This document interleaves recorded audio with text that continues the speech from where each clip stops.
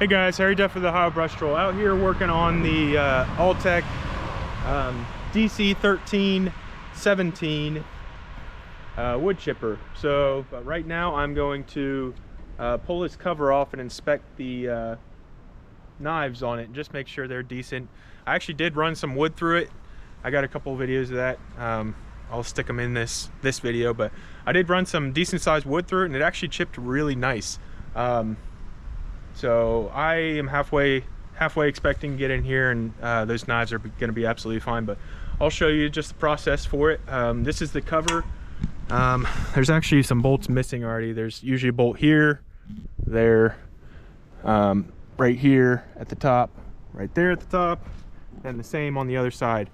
All of them are missing except for these top two. So yeah, I'll take those out. I'll probably end up throwing at least probably bolts in this, and really you don't need those.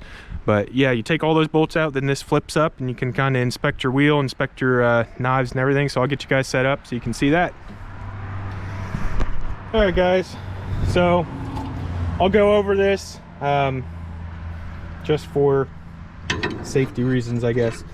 This big pin here usually sits in this little holder right here. This is your lock for the actual wheel. This is your little port right here. Slide the pin into the port. It should go all the way in, just like that. That's strictly for safety reasons. I mean, if you're working by yourself and there's really nobody around to start the machine or anything like that, it's most definitely very smart to do that. At the same time, you can't really inspect all the knives. You can't spin it around. So I actually have the battery disconnected right now, so there's no way the engine's going to start. So I'm just going to leave this out so I can spin the wheel around freely and inspect all the knives.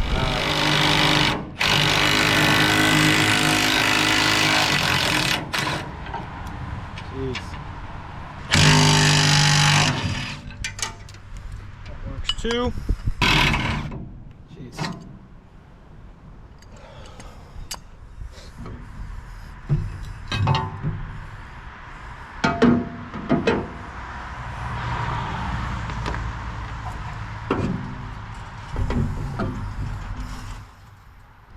This is your safety switch for this compartment here.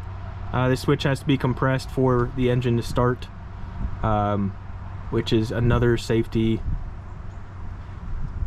step. Like I said, it's never a bad idea to put that pin in there, but as long as you're using some caution, there's really not too many scenarios where you have to put it in. So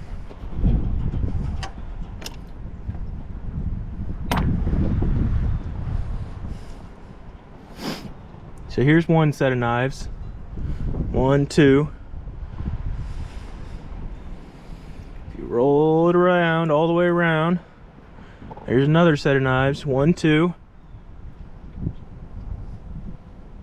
Watch your fingers while you're doing this. Yeah, this is technically a 4-knife setup. It has 2 sets of knives on this flywheel here, but that's kind of what I expected to see. And these knives are not in bad shape at all. They're not supposed to be razor sharp. They're just supposed to be sharp with a good edge on them. I don't know if you guys can see that edge, but that edge there's nothing wrong with that. There's a couple little nicks in it. These blades are actually, or these knives are actually 2-sided also. So when this side wears out, you can just flip them around and use this side. That side honestly looks like it's never been used. There's a couple little dings in it, but I think that's just from debris hitting it on the backhand side. So really, these set of knives are in really good shape. I might try and touch them up a little bit.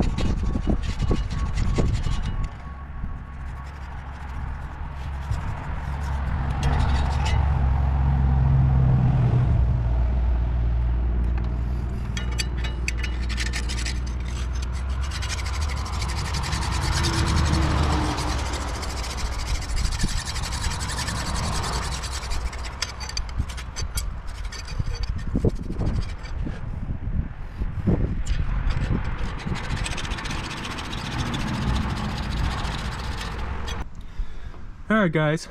So I've been working on this set of blades for honestly probably less than 5 minutes. These are actually in really good shape. There's a couple small little nicks. That's probably the worst one right here.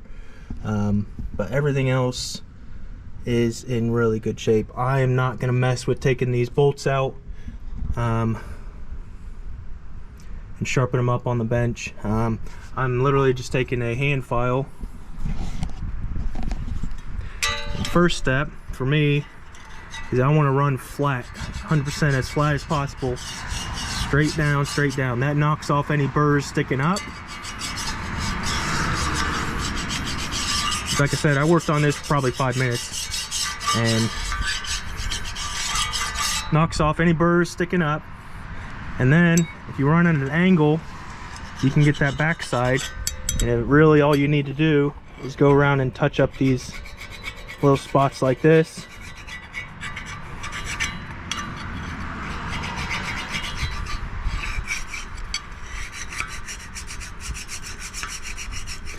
You can really get carried away with a grinder with a grinding disc on it, so I would highly recommend, if you're just touching them up, I would use a hand file.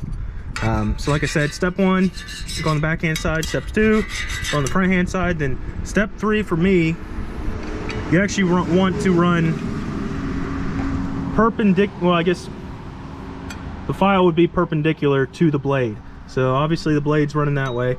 So you want to run straight up and down at a 90-degree angle, and you want to actually take some of that sharpness out of it. I know it sounds kind of stupid, but if you have a razor's edge on this, all that's going to happen is you're going to start this thing up and it's going to hit a chunk of wood and it's going to fold that razor's edge over. So if you have a little bit of a thicker edge right at this cutting edge, it really adds to the longevity of your knives, and you can get a lot more hours out of a set of knives. So yeah, that's how I do it. If I were on the bench, I would be able to take off a lot more material a lot faster, but like I said, try and keep the file at a 90-degree angle. You don't have to do much. You don't have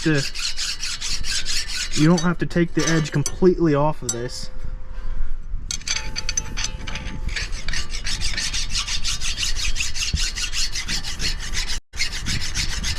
Like I said, by doing this, you still have that shearing ability from this thing spinning extremely fast and being extremely heavy. You still have that ability to cut stuff up and shear stuff off, but it just adds to the life of your blades, your knives.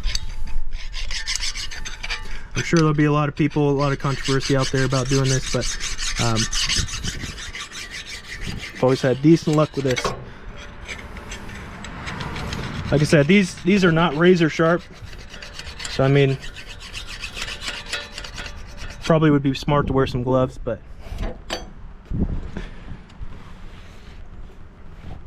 get this all wiped off.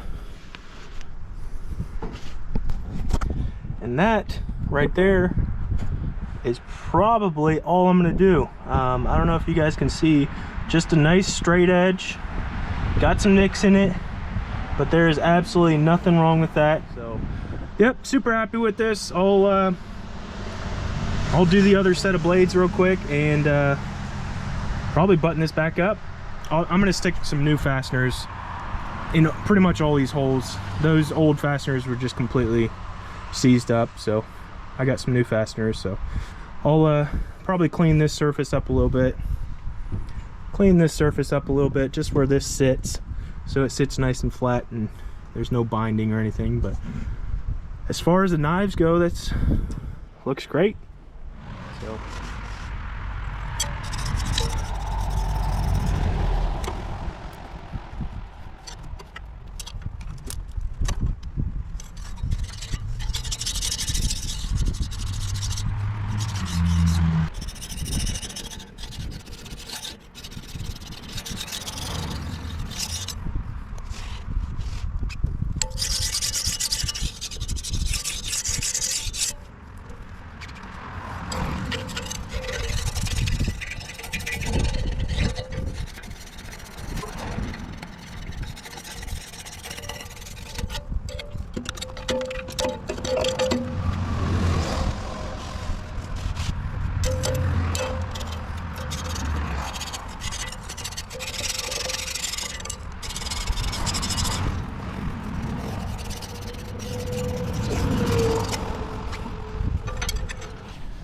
All right, guys. That's all she wrote on these knives. There's nothing wrong with these. Still got all my fingers. It's good. I'm going to, like I said, clean these surfaces up, button this thing up, throw some fasteners in it, and this part is good to go. I always like to check this hose down here too. That's actually your grease hose. It goes from right here all the way back there. Just make sure it's connected. A lot of times those will come disconnected and everything, and you won't be greasing this internal bearing. So yep.